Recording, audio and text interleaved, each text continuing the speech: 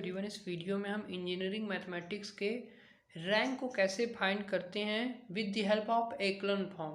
यानी इस क्वेश्चन में हम क्या सॉल्व करेंगे कि हम रैंक कैसे निकाल सकते हैं मैट्रिक्स का। अगर हमारे पास जैसे कि इस प्रकार का कोई मैट्रिक्स दिया है, हमको रैंक निकालना है। अब रैंक को आप दो तरह से निकाल सकते हैं। एक तो मेथड हो गया नॉर्मल फॉर्म से आप रैंक निकालिए, और दूसरा मेथड हो गया एकलन फॉर्म से। तो यहाँ पर हम एकलन फॉर्म की सहायता से रैंक निकालते हैं, और ऑपरेशन यूज करेंगे कौन सा, एकलन रो फॉर्म। यानी रो एकलन फॉर्म का इस्तेमाल कर कर हम रैंक फाइंड करेंगे। तो देखिए एकलन फॉर्म भी दो प्रकार का हो सकता है, एक रो वाइज आप इसको सॉल्व कीजिए और एक कॉलम वाइज। तो यहाँ पर हम रो वाइज एकलन फॉर्म की सहायता से रैंक को फाइंड के लिए करते हैं।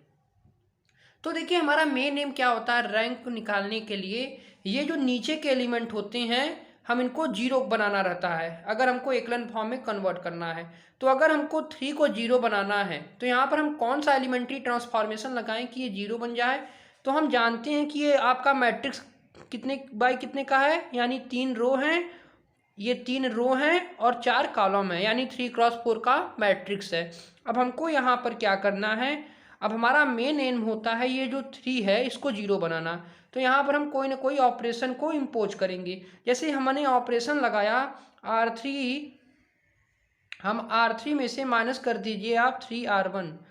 तो यहाँ पर अगर आप R3 देखें तो 3 है, माइनस करेंगे अगर 3R1 तो ये जीरो बन जाएगा, और हमको यही चाहिए भी। तो जैसे हमने ऑपरेशन लगाया है R3 में, तो R3 में ही ये चेंज आएगा। तो हम सबसे पहले जो लिखा है उसको लिख लेते हैं 0 1 2 3। अब हमने R3 में ऑपरेशन लगाया, क्या ऑपरेशन लगाया, एलिमेंट्री ट्रांसफॉर्मेशन कौन सा लगाया कि हमको R3 में हम क्या करेंगे R3 माइनस 3R1 करना है। तो हमारे पास R3 क्या है, 3 है, 3 माइनस 3R1 करेंगे तो ये वैल्यू हो जाएगी 0।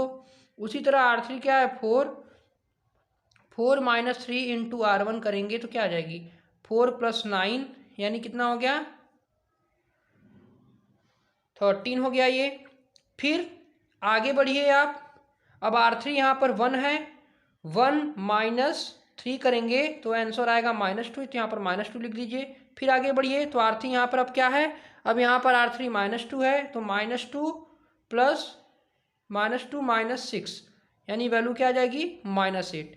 -2 पहले से था, -3 इंटू R1, 3 2 इंटू 3 करेंगे तो क्या आएगा, 3 इंटू 2 करेंगे तो आएगा 6।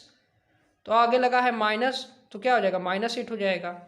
अब देखिए यहाँ से आप देख सकते हैं कि यहाँ पर हमारा दोनों रो जो है, ये जो नंबर हैं ये आपस में क्या हो गए, जीरो हो गए।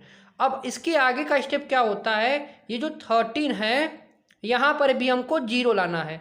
तो हम जीरो कैसे ला सकते हैं, अब फिर यहाँ पर हमने ऑपरेशन लगाया, कौन सा ऑपरेशन लगाया, अब देखिए अब यहाँ पर जैसे हमने R3 को हमको एलिमेंट्री ट्रांसफॉर्मेशन करना है, तो हम R3 में ऐसा क्या कर दें कि यहाँ पर जो 13 है यहाँ पर जीरो आ जाए।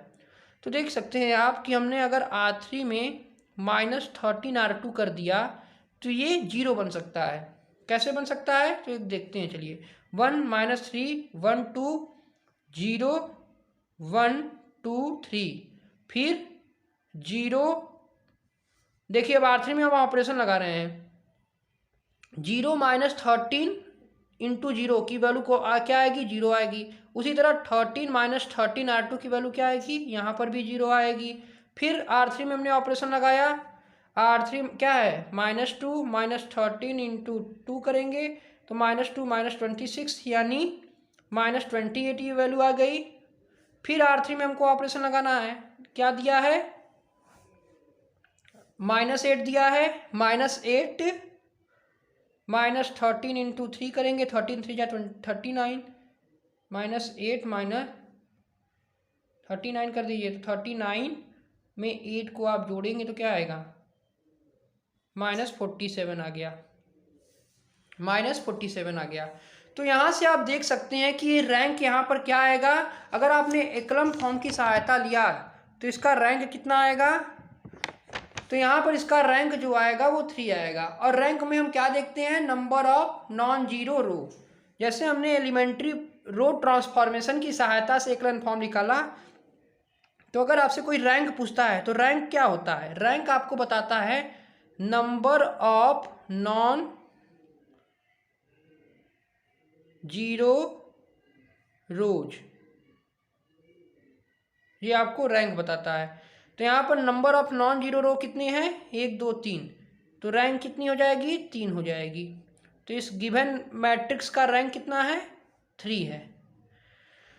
With the help of row transformation, row echelon form transformation की हेल्प से हमने यहाँ पर इसकी रैंक फाइंड कर दिया। रैंक हमको क्या बताता है, जैसे यहाँ पर अगर यहाँ पर हमने कॉलम एक्लन फॉर्म लगाते हैं तो हम कॉलम वाइज इसको सॉल्व करते हैं। जैसे यहाँ पर हमने रो वाइज सॉल्व किया है, उसी तरह आप कॉलम वाइज भी इसको सॉल्व कर सकते हैं। वहाँ से भी आप देखेंगे इसकी रैंक की वैल्यू 3 ही आएगी। तो रैंक हमको क्या बताता है, जैसे यहाँ पर रैंक हमको बताता है नंबर ऑफ नॉन जीरो रो। जैसे यहाँ पर हमने रो ट्रांसफॉर्मेशन लगाया तो नॉन जीरो रो होगा, वहीं अगर कॉलम ट्रांसफॉर्मेशन लगाते हैं तो number of non zero column यहाँ पर आ जाता। तो वहाँ से आप उसकी रैंक को फाइंड कर सकते हैं। तो ये था कि हम रैंक कैसे निकाल सकते हैं किसी भी मैट्रिक्स का with the help of एक्लन form using the transformation element, यानी एलिमेंट्री ट्रांसफॉर्मेशन की हेल्प से हम एलिमेंट्री ट्रांसफॉर्मर की सहायता से एक्लन फॉर्म से हम रैंक को कैसे फाइंड कर सकते हैं किसी भी मैट्रिक्स का।